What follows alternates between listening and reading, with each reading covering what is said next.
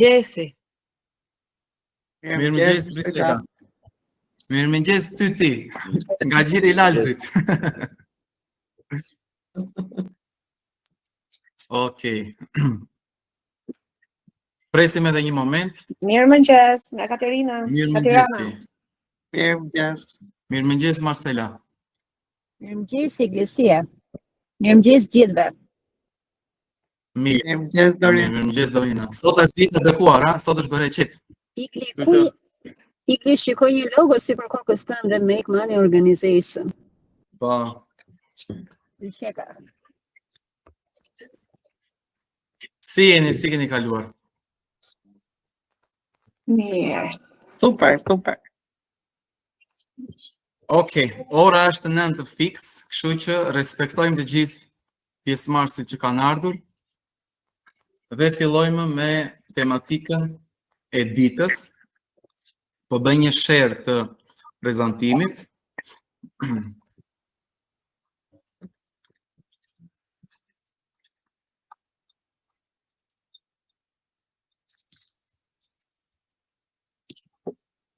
Okej, dukemi? Po. Okej, super. Atëherë, fillojmë ditën. Për ata që nuk më njohin, unë quhem Igli Molla, jam një profesionist imobiliar për vitit 2017 dhe së shpejti jam duke u certifikuar si real estate coach pranë kompanisë MMO. Jam pjesë e saj për vitit 2023 dhe jam shumë i lumtur që do ta bëjmë këtë takim së bashku sot. Kjo është një përmbledhje e një trajnimi më të gjerë që unë kam bërë dhe kam kufizuar dhe kam përshtatur për kohën që do kemi në dispozicion, që është 30 minuta. Dhe fillojmë me tematikën sekretet e pozicionimit si autoritet. Çfarë do të thotë të pozicionohesh si autoritet dhe pse është e rëndësishme? Pyetja e parë, çfarë do të thotë të pozicionohesh si autoritet? Ka njëri që mund të më përgjigjet? Si e kuptojmë fjalën të pozicionohesh si autoritet, si ekspert në fushën tënde?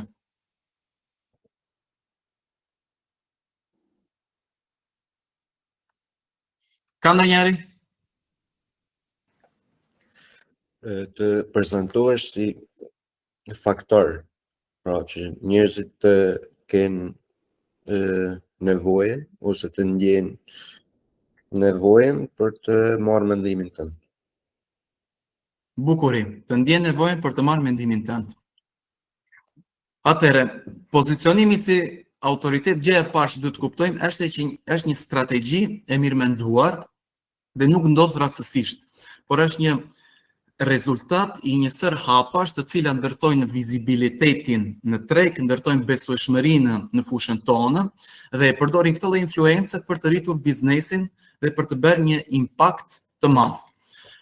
Autoriteti shihet si procesi i stabilizimit të reputacionit, si ekspert ose lider në fushën tënde, duke krijuar perceptimin e besueshmërisë dhe ekspertizës që tërheq klientë, partnerë dhe oportunitete. Ka dy lloj marketingesh që njihet. Një është marketingu shtytës, është ai marketingu aktiv në të cilën ti je gjatë gjithë kohës duke ndjekur klientën dhe duke i bindur, dhe është një marketing më i fuqishëm që quhet marketingu tërheqës, ku në mënyrë simbolike, për shkak të një sër strategjish, ti ndërton një fushë magnetike dhe njerëzit natyralisht tërhiqen drejt teje dhe duan të bëjnë biznes me ty. Dhe pozicionimi si autoritet, që është dhe marketingu tërheqës, është më i madh se sa marketingu shtytës, sepse janë njerëz të parakualifikuar, njerëz të parainteresuar përpara se të flasësh. Për shembull, ju ka ndodhur ndonjëherë që thonë, ju merr një numër i panjohur dhe thotë përshëndetje filani, kishe shitur shtëpinë e komshiut tim, dua të më shesësh dhe mua. Hajde të firmosësh kontratën dhe që të marrësh dhe ti komisionin tënd dhe ti bësh foto. Kretë papritur nga hiçi të merr një person dhe duket sikur ta ka shtruar me tapetin e kuq. Pse ndodh kjo? Sepse edhe pse personi nuk të njeh, nuk ka komunikuar asnjëherë me ty personalisht, numrin e ka marrë nga një klient tjetër, të sheh si një person autoritar. Do të thotë që në mendjen e tij ka një vlerë të perceptuar ndaj teje si profesionist imobiliar, të sheh si një ekspert në fushën tënde që mund të zgjidhësh këtë lloj pune. Kjo mund të ndodhë në mënyrë rastësore me një rast, ose ne mund të punojmë në mënyrë aktive që të ndërtojmë në përditshmëri të ekuacion. Dhe pse është e rëndësishme, folëm për çfarë dhe pse është e rëndësishme. E para, të mos vihesh në pikpyetje rreth pozicionit dhe vlerës tënde. Sa më e thjeshtë do ishte që sa e shpesh na ndodh për shembull që bëjmë takime me klientë, vijnë përpara dhe klienti fillon negocion përqindjen. Fillon negocion komisionin. Fillon negocion çmimin e propozuar. Për shkak të kësaj mungese besimi që vjen në natyrshëm, nuk është se klienti po themi ka një diçka personale. Është thjesht sepse në mendjen e tij ne nuk jemi mjaftueshëm të pozicionuar në këtë lloj ekspertize ose autoriteti në bisedë. Gjithashtu një nga elementet më të rëndësishëm të këtij elementi, që është pozicionimi si autoritet, është të rritësh shpejtësinë e besimit. Kjo është shumë e rëndësishme, sepse çfarë ndodh? Në momentin që ne flasim ose takojmë një klient për herë të parë, si është niveli i besimit? Niveli i besimit në fillim është i ulët. Dhe çfarë duam të bëjmë ne përpara se të ndërtojmë një marrëdhënie partneriteti me klient? Duam që në mënyrë graduale të rritim nivelin e besimit. Dhe kjo kërkon një lloj sforci të jashtëzakonshme. Prandaj klientët më të thjeshtë për ne në treg janë klientët që vinë nëpërmjet referimeve. Pse klientët që vinë nëpërmjet referimeve janë klientët më të thjeshtë? Si mendoni, pse klientët që vinë nëpërmjet referimeve janë klientët më të thjeshtë? Sepse kanë të Se kanë dëgjuar për ne. Bukuri. Ka një informacion. Eksperjenca e të tjerëve për ne. Bukuri. Do të thotë që ne i takojmë klientët nga një nivel i lartë besimi, ashtu siç idealisht do të donim të i takonim të gjithë klientët. Ne duam të takojmë klientët në nivelin më të madh të besimit, dhe meqense personi vjen si referencë, atëherë personi që na ka referuar është një lloj besimi i marr borxh, që na i ka vendosur ne në dispozicion dhe na i ka servirur këtë person. Dhe ne takojmë personin me një nivel të lartë besueshmërie. Nuk duhet i prezantohemi, nuk duhet i mbushim mendjen, nuk duhet të rritim nivelin e besueshmërisë, më the të thashë, por e takojmë automatikisht dhe puna është më e rrjedhshme dhe ka më pak pengesë, ka më pak fërkim, ka më pak kundërshtim për të marrë pronën e dur ose për t'i referuar diçka. Në thelb, mund të themi që autoriteti është një vot besimi. Mungesa e autoritetit baras vështirësi dhe mungesë besimi. T'ju marr një shembull banal. Nusja ime është shtatzane. Do vem të ndiqemi me doktor Halim Kosova, një doktor që ka 3 gjenerata që ka ndjekur, gra. Niveli i autoritetit të këtij personi është shumë i lartë. Nuk është se Halimi merr telefon dhe thotë, "Shiko, mora vesh që nusja është shtatzan, do vish këtu?" Jo, janë personat që vijnë drejt tij sepse pozicioni i autoritetit ose fusha magnetike që ka ndërtuar rreth vetes është aq e lartë saqë në mënyrë graduale personat duan të ndiqen nga Halim Kosova. Dhe është krejt e natyrshme. Gjëja e parë që duhet të kuptojmë, që kjo është ka qenë një aha e madhe për mua, është që të bëhesh autoritet nuk ke nevojë për lejen e askujt. Është thjesht një switch mendor. Nëse krejt pa pritur, unë do të ndryshoj, po themi, imazhin që kam mbi veten dhe do filloj që të pozicionohem si autoritet në treg, do filloj të bëj reelsa, do filloj të jap lajme për tregun imobiliar dhe krejt pa pritur do marr rolin e ekspertit, nuk kam nevojë të marr leje askujt. Mjafton një switch mendor dhe bum. Unë krejt pa pritur do filloj të bëj këtë gjë. Është një autorizim i brendshëm për të marrë këtë lloj roli. No, po nuk jam në lartësinë e dur, jo po ky nuk jam unë, jo po sepse po më duhet dhe pa kohë dhe me gjitha edhe me 100 justifikime që ne i themi vetes. Nëse më përpara punoja me 2% dhe sot do filloj të punoj me 3% ose do filloj të punoj me 4%, nuk kam nevojë të marr leje askujt. Nëse rrethanat ma lejojnë, nëse kam një fluks të madh klientësh, të cilët kërkojnë shërbimin tim dhe nuk kam kohë të marr të gjitha dhe dua cilësi në vend të sasisë, dua më shumë marrë shfitimi në vend të më pak, do rrit komisionin. Nuk kam nevojë të marr leje askujt. Bum, nga sot nesër. Ky është hapi më i parë dhe është shumë psikologjike, sepse ka të bëjë me një lloj vetimazhi që ne kemi mbi veten.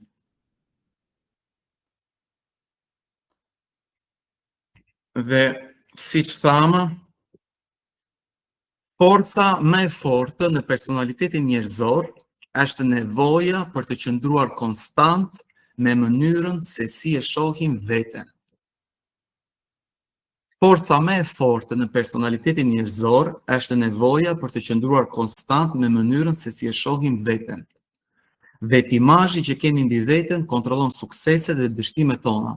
Kjo ka qenë nga zbulimet më të mëdha psikologjike në vitin 1960 nga një psikolog që nuk e di mirë emrin, i cili zbuloi këtë që në një farë mënyre të gjitha ekspresionet e jashtme që mund të reflektojnë marrëdhëniet tona, sukseset tona, luku jonë, mënyra se si vishemi, mënyra se si sillemi me të tjerët, mënyra se si flasim, dhe të gjitha këto janë një lloj ekspresioni i jashtëm i imazhit që kemi mbi veten. Në një farë mënyre mund të themi që vetimazhi është termostati, i cili ka një gradaturë të caktuar. Dhe çfarë bën termostati? Nëse ne vendosim x gradë temperaturën e termostatit dhe temperatura në dhomë fillon dhe bie, atëherë termostati aktivizohet dhe në mënyrë automatike do të rritë nivelin e temperaturës për të gjetur konstantin që ne kemi zgjedhur. Por nëse temperatura krejt papritur fillon të ngrihet mbi temperaturën e termostatit, termostati çaktivizohet. Edhe bën që temperatura të bie në mënyrë natyrale.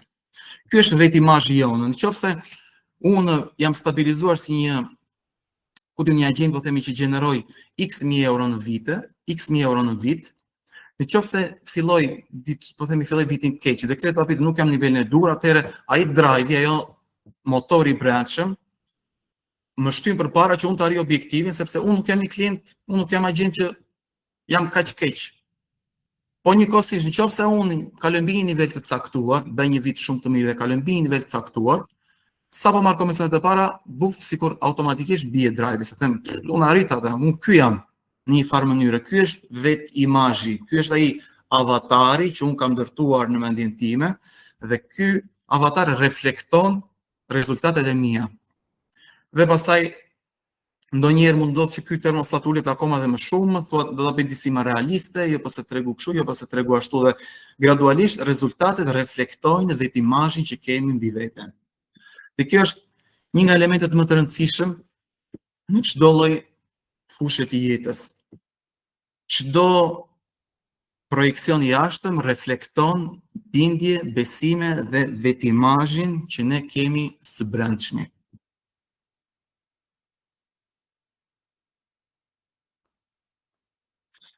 Vazhdojmë përpara. Sot do kalojmë te sekreti numër 1. Pozicionimi si autoritet, si ndërtohet. Janë disa sekrete, sot do përmendim vetëm sekretin numër 1 dhe mbase në buongiorno mamos të radhës do bëjmë edhe të dytin. Besoj se e dini qartë çfarë është brendi personal. Pse është e rëndësishme të kemi një brend personal? Pyetje.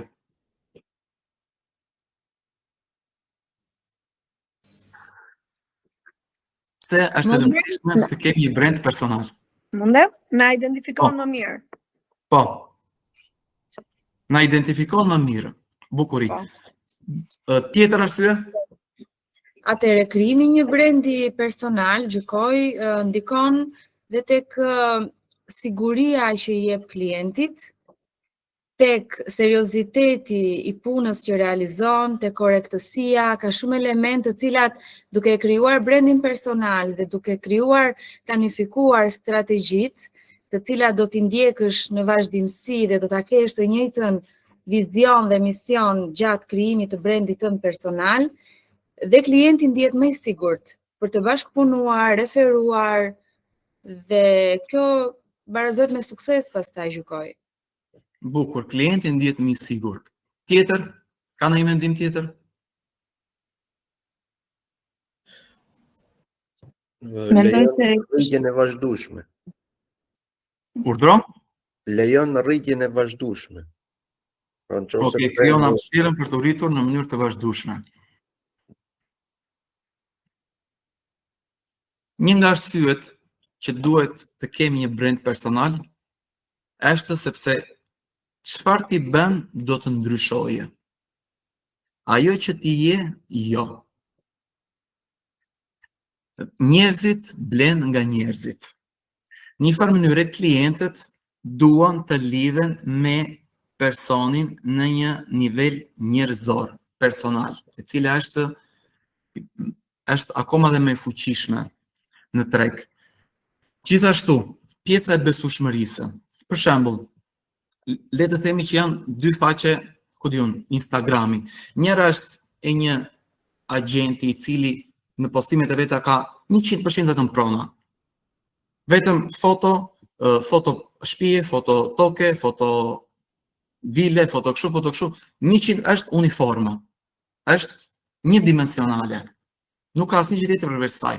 Ndërkohë është një agent tjetër i cili përveç pjesës së pronave ka disa video që shpjegon se është futur real estate-it, sa i pëlqen kjo punë, disa prapaskena për se si ka shitur një pronë, një review me 5 syje nga i klient që thot unë jam super i kënaqur nga eksperienca që pata me Gentianin, më the të thashe. Një klient që shef këto dy profile, ku do anoj më shumë nga ana e besueshmërisë? Nuk ka folur me asnjërin, nuk njeh asnjë person, i thjesht shef se si ky është i brenduar në treg.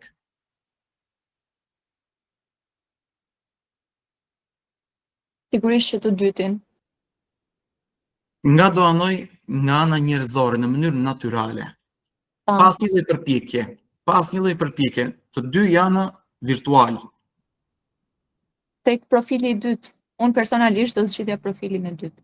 Dhe kështu ndodh gjithmonë. Prandaj është e rëndësishme që të ndërtojmë një brand personal.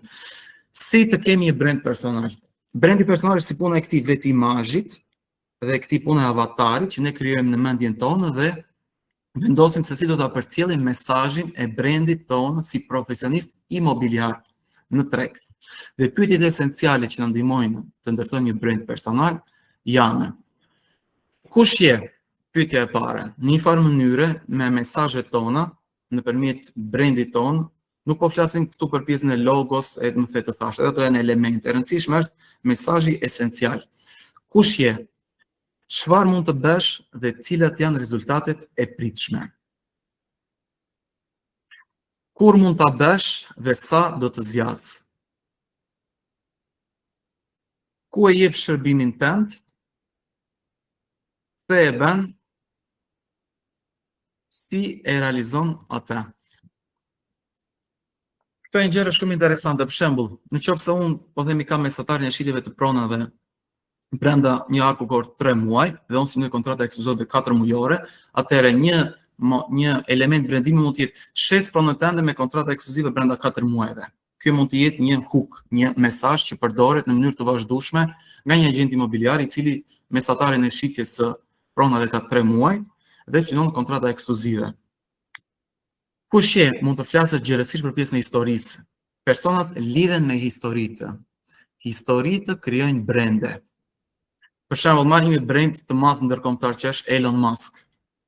Sa gjëra njerëzit dinë për Elon Musk? Dinë sa gra ka pasur, si kanë pasur emrat, sa fëmijë kanë pasur, di që ka fitur në një makinë, bëri historia. Domethënë suksesi ishte raketa e tretë dhe e fundit që i harxhoi të gjitha resurset, domethënë të gjitha këto elemente të historisë bëjnë atë që quhet brand. Dhe sot Elon Musk është një super brand botëror. Dhe në nivelin më të lartë, brendi dhe pozicionimi i autoritetit që janë të ndërlidhur me një tjetrën, në nivelin më të lartë të fitimit, autoriteti ka të bëjë me kush je, jo se sa çfarë bën. Brendi është një fuqi. Në qoftë se ti krejt pa pritur do bësh një emision televiziv dhe do marrësh Alketa Vejsiu, Alketa Vejsiu është një brand. Vjen Alketa Vejsiu, nuk diskutohet çfarë bën, është kush është. Në momentin që vin të gjitha benefitet me brandin, me fuqinë e brandit. Dhe këto janë elementë që ne mund të ndërtojmë. Këto janë pyetje për të reflektuar në mënyrë individuale, thellësisht me veten tonë, dhe në mënyrë pastaj se si ne mund t'i shpalosim këto përgjigje me audiencën tonë dhe të krijojmë atë që do jetë brendi jon personal. Dhe esencialisht brendi personal nuk është asgjë tjetër veç sa kthimi i personalitetit të brendshëm në publiku i jashtëm. Dhe qëllimisht kam vendosur një lule aty, sepse realisht është një proces shumë i bukur, është një lloj çelje dhe është një lloj hapje ndaj botës, ndaj shumë dimensioneve që përbejnë personin që fshihet mbrapa iglit si agent imobiliar. Mbrapa iglit ka një histori, mbrapa secilit prej jush ka një histori. Secila histori është unike dhe është e bukur. Dhe kjo është një proces shumë pozitiv. E di që ne kemi komplekse, që nuk duam të perceptojmë vetëm në një lloj elementi të caktuar, por nuk mund të ndërtosh një brand personal pa qenë i hapur dhe transparent me botën, pa ndarë copza nga jeta personale. Sepse në fund njerëzit blejnë njerëzit. Nuk mund të ndërtosh një brand personal pa qenë i hapur dhe transparent me botën, pa ndarë copza nga jeta personale. Testi final, që kupton se sa jemi duke shpërndarë, sa shumë din klientët tuaj për ju. Sepse nëse unë vetëm prona, normalisht nuk jam duke shfaqur asnjë pjesë tjetër time. Unë nuk jam duke shpërndarë asnjë gjë me klientët. Dhe mjeshtrat e brendimeve thonë mos u bëj një dimensional, mos u bëj i mërzitshëm.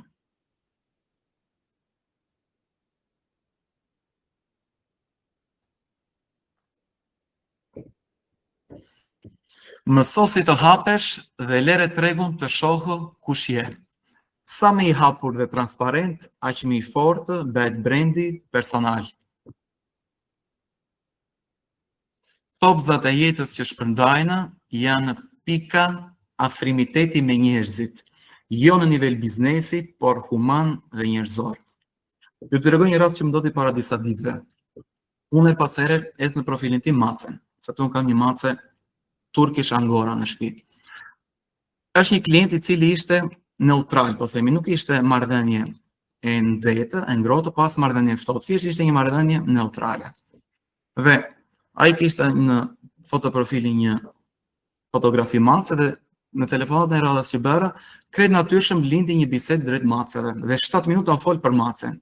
Po më tregonte për macen e tij, se si nuk e ka çiftuar dhe po kërkonte një mace mashkull në mënyrë që ta çiftonte sepse kishte shumë qejf. Nëse kjo krijovi një lloj afrimiteti shumë të madh në nivel njerëzor, që bisedën e punës e bëri të lidhesh në një mënyrë shumë më të rrjedhshme, pa pengesa, pa thjesht i prerë vetëm për pjesën e punës, dhe krijovi në mënyrë të natyrshme një lidhje njerëzore, sepse çfarë ndodh në psikologji njerëzore? Këto pikat e afrimitetit, që quhen affinity points, baras me besueshmëri. Në mendjen psikologjisë njerëzore, nëse unë jam një njeri macesh dhe shoh një person, një klient i cili është njëri macesh, atëherë në psikologjinë time atëherë thotë ky është një person i besueshëm sepse ky është si mua. Kjo ndodh në nivel shumë të pavetëdijshëm, ndodh në mënyrë automatike. Nëse ky njeri do macë, unë dua macë, do thotë që ky është njeri i besueshëm, sepse unë gjaj jam njeri i besueshëm. Një gjë më ndodhi me një klient tjetër që takova në një event meditimi. I thash, se kam kuptuar përpara që merresh me meditim, sa atë shitjem që bëm që mundzi jeta do ta kishim bërë shumë thjesht. Po pa buri do të them, pse s'më the? Për ku të thoja unë, më erdhën për një pronë. Këto janë pika afiniteti. Dikush më të thotë, unë nuk dua që klientët të marrin vesh që unë merrem me palestra ose jam një person që pëlqej macet, sepse klientët që pëlqejnë qentë, do mendojnë që ky është njëri macës. Nuk na intereson. Brendi personal ka të bëjë me historinë tënde. Dhe historia jote është unike dhe të dalë si një histori unike. Ty të intereson personat e duhur. Ti nuk mund të bësh biznes me të gjithë. Ti do bësh me personat të cilat janë si vetja, që janë sa më afër, që kanë vlerat, që ndajnë vlerat e tua.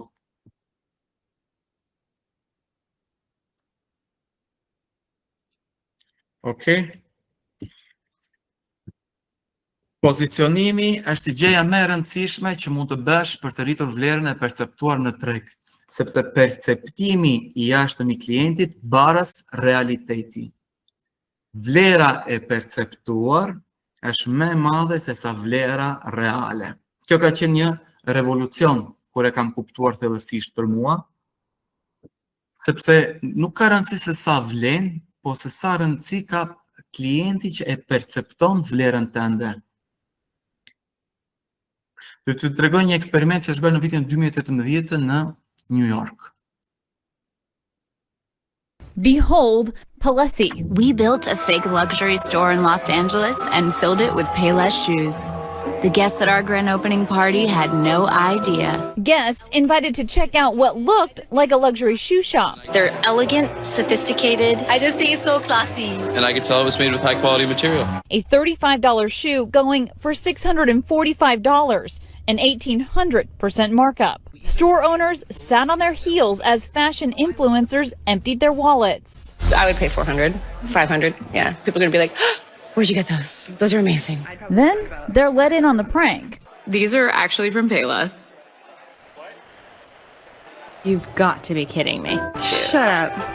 Are you serious? But those shoppers were refunded their money and they got to keep the shoes.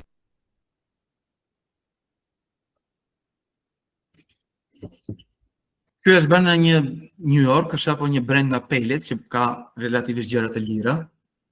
Dhe mënyra se si pozicionohesh, pjesa e brandimit dhe një sër influencerash, ku shet, kujt ja shet, si paketohet gjëra e gjës, bën që të rritet vlera e perceptuar dhe një produkt që kushton $35 u shit për $650. Po nuk është se u shit për $650, u perceptua sikur vlente $650.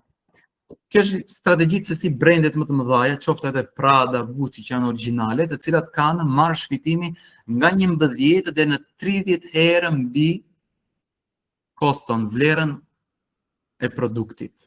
11 deri në 30 herë.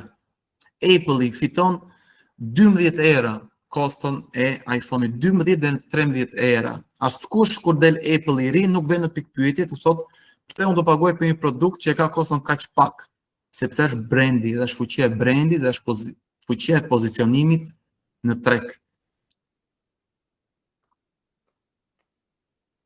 Historitë të ndërtojnë brende. Çdo kush ka një histori unike. Historia jote do të tërheqë njerëzit e dur rreth teje. Mos e fsheh historinë tënde. Kaq ishte edhe prezantimi i sotëm. Ju falenderoj. Keni një pyetje në reflektim, në një këshillë, sharje? Faleminderit Igli. Faleminderit Igli. Faleminderit. Shumë faleminderit. Në këtë ditë vranët ke qenë një inspirim. Më bëhet qefi. Faleminderit Igli. Ju uroj një ditë të mbarë, qëllofshi. Faleminderit. Edhe Faleminderit Igli. shpërndani një histori inspiruese, sepse të gjithë kemi gjërat tona të bukura. Historia inspiruese sot është që ndoqëm një trajnim me Iglin që mëngjes, dhe mund ta shpërndajmë. Hajde, gjithë të mirat, ditë të mbarë. Mirupafshim. Mirupafshim.